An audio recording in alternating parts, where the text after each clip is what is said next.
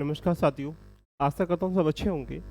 UPSC का जो paper है इस बार का जो ट्रेंड है वो सबकी जो दिमाग की नसें हैं उनको कहीं न कहीं खोलता हुआ है। जो लोग तैयारी कर रहे हैं उनके लिए भी एक संदेश है। जो लोग तैयारी लगभग सामान्यतः एक कर चुके हैं, जो एग्ज़ाम दे रहे थे उनके लिए भी एक संदेश है। और इसके पीछे एक लॉजिक ये भी है, जो पढ़ा रहे हैं उनके लिए भी संदेश है। यूपीएससी वो दरिया है जहाँ जिस समुद्र में उतरने के लिए तुम कितना ही डुबकी लगा लीजिएगा, आपको सीप नहीं मिलेंगे, यानी डायरेक्शन नहीं मिलेगी कहाँ जाना है। इस बार भी उसने एलिमिनेट टेक्निक को कहीं न कहीं स्वाहा कर दिया, नई टेक्निक लेके आ चुका है जिसमें कथन 1, 2, 3 सही हैं। काफ़ी अच्छे क्वेश्चन देखने को मिले, सारे पेपर बड़ा अच्छा था। अब कहे जाए तो मॉडरेट से टफ की तरफ था, ईज़ी से मॉडरेट नहीं था, टफ मॉडरेट से टफ की तरफ था।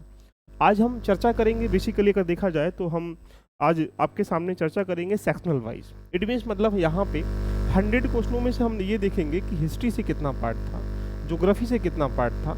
इन सब के पार्ट को फिर हम इंडिविजुअल करके पॉलिटी, इकोनॉमी, ज्योग्राफी करेंगे। तो आज डिबेट करेंगे पॉलिटिक क्वेश्चनों की तरफ और वहाँ जानेंगे कि इसका आंसर ये क्यों सही है, ये क्यों गलत है। ये सारी चर्चा हम करेंगे। तो एक बार कमेंट कर दीजिएगा कि मैं ऑडिबल, विजिबल, क्लियर हूँ। उसके बाद हम सारी कहानी लेके चलते हैं और आपको मज़ा आ जाएगा।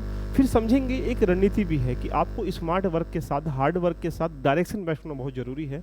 एनसीईआरटी से ऐसे प्रश्न डायरेक्टली देखने को मिलेंगे तो डायरेक्टली आपको एनसीईआरटी लिंक किए गए हैं। आइएगा चर्चा कर लेते हैं पॉलिटी के क्वेश्चनों के साथ। पहला प्रश्न आपकी स्क्रीन पर देखो, ये रहा। बड़े आराम से पढ़ने का प्रयास करें और देखें कि इसका आंसर ये पहला वाला क्यों है।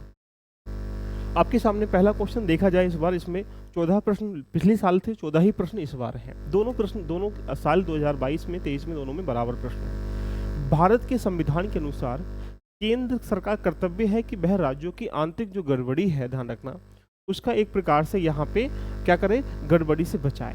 एक छोटी सी बात को समझने का प्रयास करें और इमेजिंग करें, यह मजा आ जाएगा आपको। भाई सिंपल सी बात है, भारत का संविधान अगर हम देखें, आर्टिकल 355 के तहत ये अधिकार दे रखा है कि संघ का वो कर्तव्य है कि राज्य को कहीं ना कहीं जितनी भी गड़बड़ियां हैं या बाह्य आक्रमण है, आंतरिक अशांति है, इन सब से क्या करे, वो बचाए। इसकी वजह ये है कि क्योंकि कहीं ना कहीं उसके प्रति उत्तरदायी है। तो पहला ऑप्शन इसमें क्या है, राइट है। और पहले के राइट होते ही अगर हम आगे बढ़ेंगे तो नन ऑप्शन क्या हो जाएगा, एलिमिनेट करके रोंग कर देंगे। आगे बढ़ते हैं। भारत का संविधान राज्य को निवारक निरोध के लिए रखे गए व्यक्ति को कानूनी परामर्श की क्या करता है, छूट देता है। भैया काहे छूट देता है, तो विकल्प ये बी क्या है, रोंग इसलिए है यहाँ पर कि छूट नहीं देता है। अगला पॉइंट, आतंकवाद निरोध कानून 2002 के मुताबिक पुलिस के सामने आरोपी को कबूलनामे के सबूत इस्तेमाल करने के लिए प्रस्तुत नहीं किया सकता। यानी प्रस्तुत का मतलब है कि उसको स्पष्ट तरीके से स्वीकृति दी जा सकती है यहाँ से यहाँ तक। तो यहाँ पे कह सकते हैं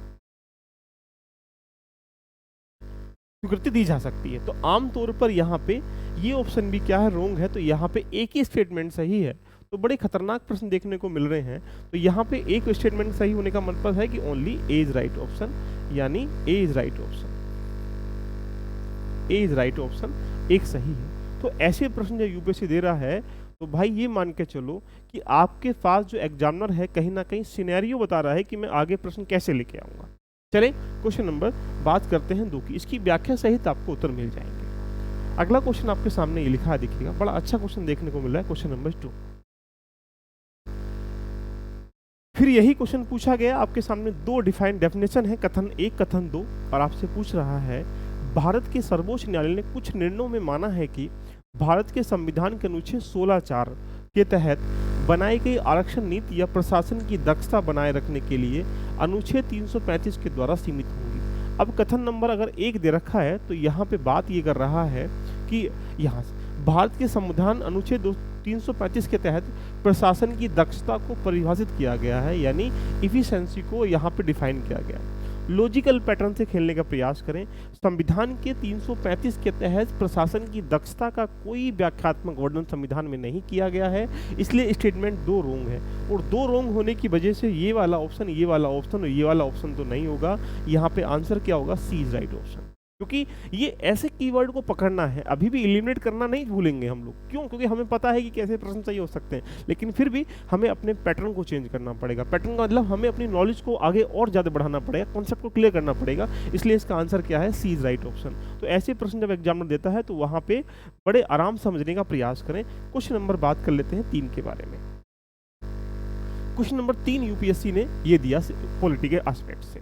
बड़ी कहानी समझने का हम लोग प्रयास करते हैं और दोनों ही प्रश्नों को हम यहाँ देखेंगे, तीनों पॉइंट को क्या लिखा हुआ है। अनुसूचित क्षेत्रों के बारे में डिफाइन करवा रहा है, इस पे विचार करना है।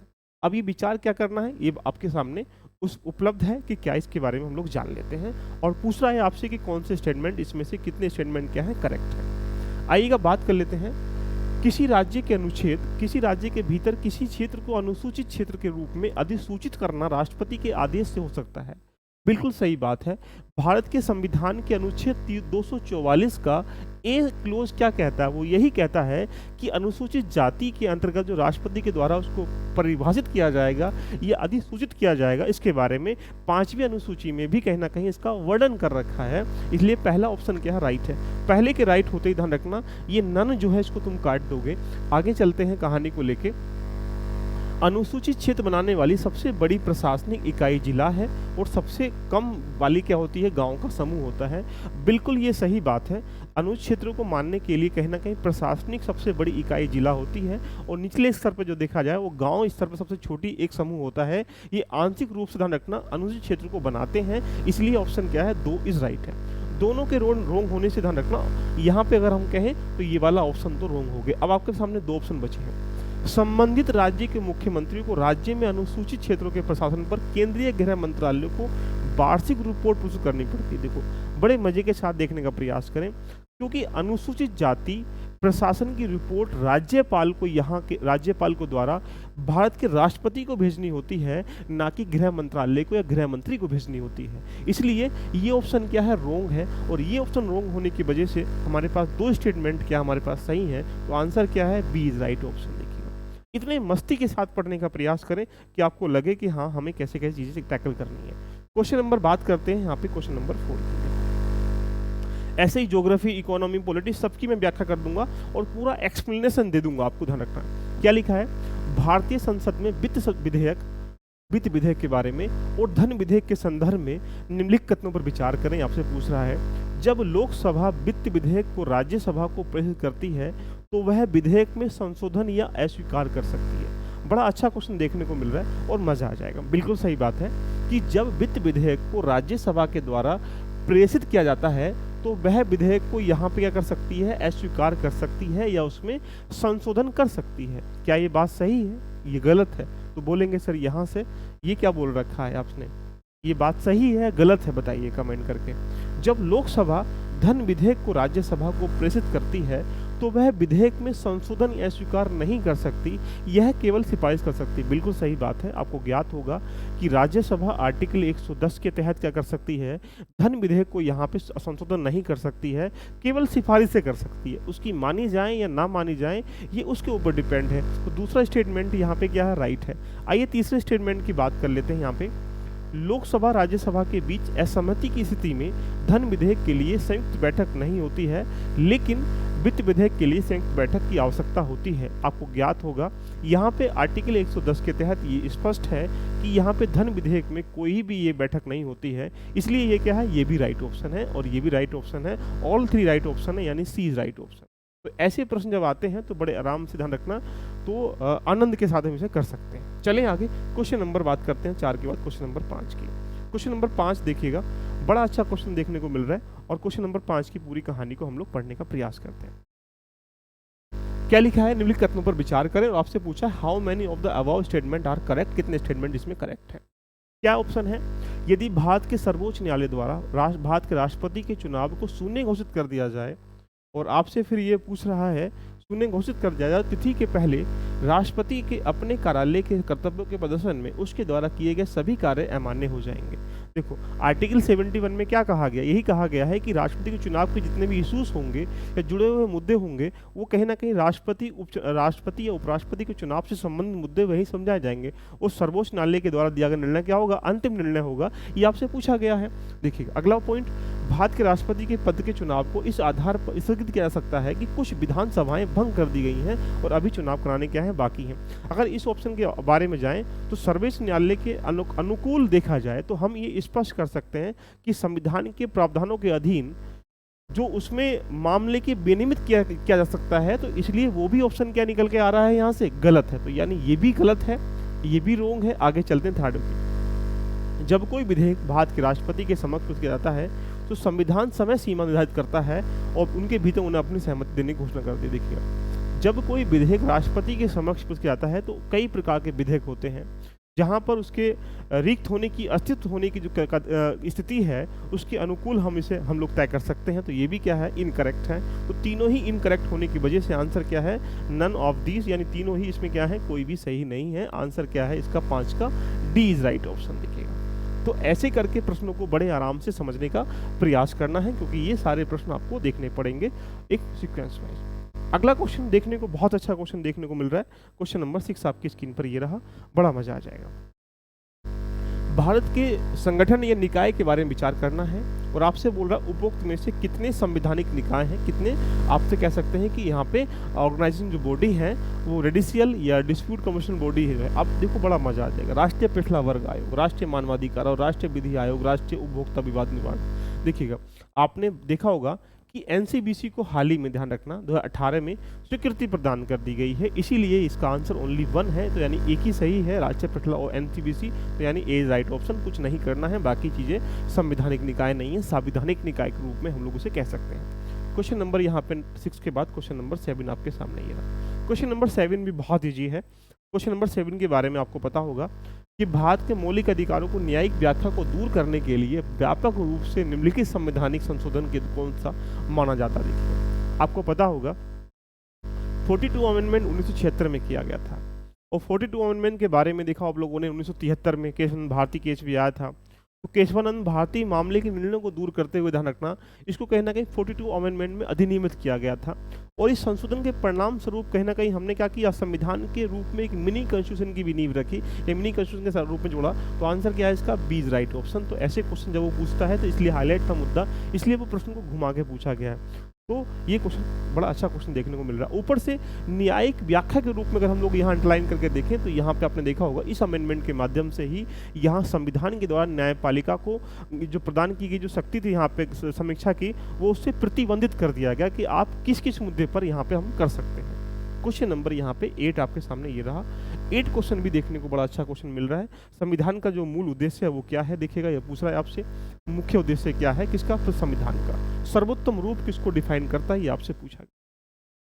क्या पूछा गया है, यह आवश्यक कानून बनाने के लिए उद्देश्यों को निर्धारित करता है, यह राजनीतिक कार्यालयों और सरकार के निर्माण को सक्षम बनाता है, यह सरकार की शक्तियों को परिभाषित और सीमित करता है, यह सामाजिक और न्याय, सामाजिक समानता और सामाजिक सुरक्षा को सुरक्षित करता है।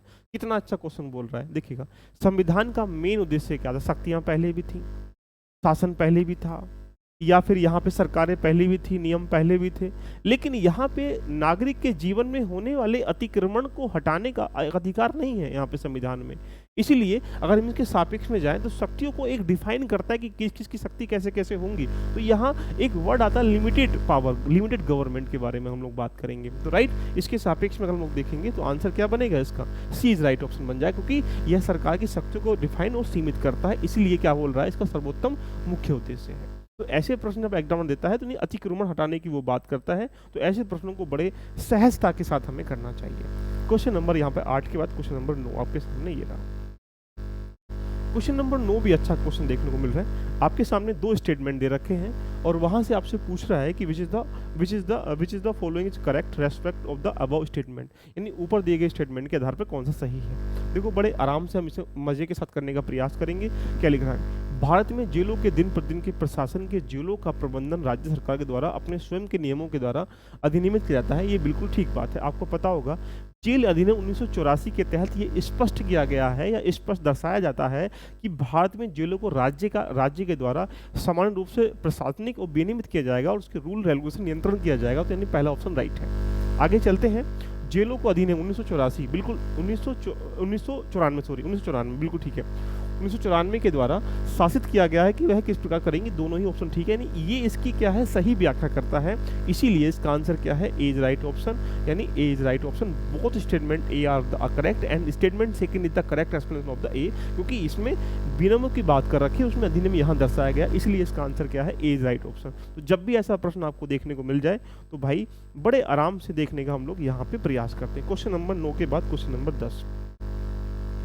10 आपके सामने बड़ा अच्छा क्वेश्चन देखने को मिल रहा है। संक्षेप में विधि की सम्यक प्रक्रिया देखिएगा। The principle of natural justice due process of law means नेसिंग न्याय का सिद्धांत, कानून द्वारा स्थापित प्रक्रिया, कानून का उचित अनुप्रयोग या कानून का समक्ष समानता। ये अच्छा क्वेश्चन इसलिए देखने को मिल रहा है कि जो नियत प्रक्रिया है उसको कहीं ना कहीं न्याय संगत बनाया गया है, न्याय संगत के साथ निष्पक्ष बनाया गया है, निष्पक्ष के साथ निष्पक्ष व्यवहारिक बनाया गया है। तो यानी हम ये कह सकते हैं कि संविधान के अंतर्गत आपने मेनका गांधी केस भी पढ़ा होगा, तो वहाँ पर ये जो सिद्धांत का प्रक्रिया है उसका अर्थ है निसंगिक यानी न्याय का सिद्धांत, the principle of natural justice. यानी इसका मतलब आप एक प्रकार से कह सकते हैं कि व्यक्ति की स्वतंत्रता, संस्कृति या जो आज़ादी है उसकी गारंटी देता है। इसलिए इसका आंसर क्या है, A is right option. Question number बात कर लेते हैं 11 के बारे में। 11वां क्वेश्चन बड़ा अच्छा क्वेश्चन देखने को मिल रहा है, देखिएगा। इसको हिस्ट्री का क्वेश्चन भी मान सकते हैं, इसको जो पॉलिटिकल क्वेश्चन भी मान सकते हैं। और क्या बोल रखा है, निम्नलिखित में से किस अधिनियम के द्वारा बंगाल के गवर्नर जनरल को भारत के गवर्नर जनरल के रूप में नामित किया गया, ये आपसे पूछ रहा है। देखिएगा कितना अच्छा क्वेश्चन देखने को मिल रहा है। The regulating act, the Pitt's India act, the chartered act 1793 या चार्टर्ड एक्ट 1833। आपको पता होगा 1833 के बाद यहाँ पे क्या हुआ, बंगाल के गवर्नर जनरल को भारत का गवर्नर जनरल बनाया दिया गया। फिर उसके बाद 58 के बाद हम लोगों ने वायसराय में कन्वर्ट कर दिया गया। तो यहीं से पूछा गया कि कब बनाया गया, तो आपसे बोलेंगे 1833 के रूप में बनाया गया है। तो आई थिंक मुझे लगता है कि अभी तक हम लोगों ने 11 क्वेश्चन किए हैं और ये सारे क्वेश्चन ऐसे ऐसे दे रखे हैं जो आप ये कह सकते हैं कि सारे क्वेश्चन बड़े ज़बरदस्त वाले यहाँ पे देखने को मिल रहे हैं और आपको यहाँ मज़ा आ रहा हो। क्वेश्चन नंबर बात कर लेते हैं, क्वेश्चन नंबर 1 और 12 के बारे में आइएगा। क्वेश्चन नंबर 12 आपकी स्क्रीन पर ये क्या लिखा है, करेक्ट द स्टेटमेंट। आपके पास 2 स्टेटमेंट है, फर्स्ट सेकंड, देन आपसे वही स्टेटमेंट पूछा है। नागरिकों के बीच संवैधानिक मूल्यों को बढ़ावा देने के लिए हर साल 26 नवंबर को संविधान दिवस मनाया जाता है। क्या ये बात सही है, गलत है, बताइएगा। नागरिकों के बीच संवैधानिक मूल्यों को बढ़ावा देने के लिए या नागरिकों की रक्षा करने के पर्पज से संविधान दिवस, संविधान को मनाए जाने का पर्पस है कि कहना कि संविधान को अपनाने के उपलक्ष्य में मनाना, ना कि संवैधानिक मान्यताएं देना। इस वर्ड को संवैधानिक मूल्यों को बढ़ावा देने के, संवैधानिक मूल्य तो हैं लेकिन आपस में क्या करना है, एक प्रकार से उपलक्ष्य में मनाया जाता है। चलिए दूसरे पॉइंट की बात करते हैं। 26 नवंबर 1949 को भारत की संविधान सभा ने भारत के संविधान का मसौदा तैयार करने के लिए डॉक्टर भीमराव अंबेडकर अध्यक्षता में एक मसौदा समिति की स्थापना करी गई। क्या क्वेश्चन देखने को मिल रहा है, आपको पता होगा कि यहाँ पे जो 26 नवंबर 1949 को हम लोगों ने यहाँ पे संविधान का एक जो 15 आर्टिकल हैं उसको इस्टेब्लिश कर लिए थे। 1950 में 26 जनवरी को उसको हमने इन्वॉल्व कर लिया गया। तो आपसे यहाँ पे पूछा गया, ये बिल्कुल ठीक बात है। तो यानी क्यों, क्योंकि यहाँ पे हम ये कह सकते हैं कि मसौदा स्थापना की जहाँ पे इसको रेडी हो चुका था। तो सेकंड राइट होने की वजह से पहला और ये रोंग, और ये ऑप्शन रोंग इसलिए है, संवैधानिक मूल्यों नहीं, संवैधानिक उपलक्ष्य में, यानी संविधान के उपलक्ष्य में हम लोग इसको मनाते हैं। इसका डी इज राइट ऑप्शन होगा, यानी डी इज राइट ऑप्शन। तो दोस्तों देखा जाए तो ऐसे प्रश्न जब यूपीएससी दे रहा है तो आपको यहाँ जरूरत है सिर्फ एक प्रकार से बेहतर ज्ञान को स्टडी करने की। अब इसके लिए ज़रूरी है कि जितना भी एनसीईआरटी का प्रश्न आया, देखिएगा यहाँ से अगर हम पॉलिटी के प्रश्नों को देखा जाए तो पॉलिटी के लगभग यहाँ पे 14 प्रश्नों में से बाकी 2 प्रश्न इसमें एलिमिनेट करके हैं, हिस्ट्री के पार्ट से हैं। तो यहाँ पे अगर देखा जाए तो 70% जो प्रश्न हैं, जैसे सीमित संसाधन है, संविधानिक बात की गई है, ये गवर्नमेंट की बात की गई है, तो यहाँ पे फैक्ट्स के साथ कंसेप्ट पे काम किया है। लेकिन कंसेप्ट कहाँ से, एनसीईआरटी से। तो एनसीईआरटी आपको कैसे पढ़ना है, ये बड़ा गंभीर विषय बन जाता है। पॉलिटी एक ऐसा सेगमेंट है जहाँ पर सारे प्रश्न सही होने की भूमिका में एग्जाम में आपको जाना चाहिए।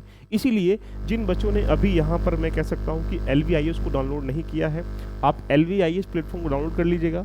यहाँ आपको प्रीवियस ईयर पेपर भी मिलेंगे, आंसर राइटिंग भी मिलेगा, यहाँ पे CSET का बैच भी है, NCERT का बैच भी है। तो दूसरी बात, जिन लोगों को लगता है कि हाँ हमारा अब 2024 देना है, 2025 देना है, 2026 देना है, 2027 देना है, उनके लिए ज़रूरी होता है बेसिक नॉलेज होना।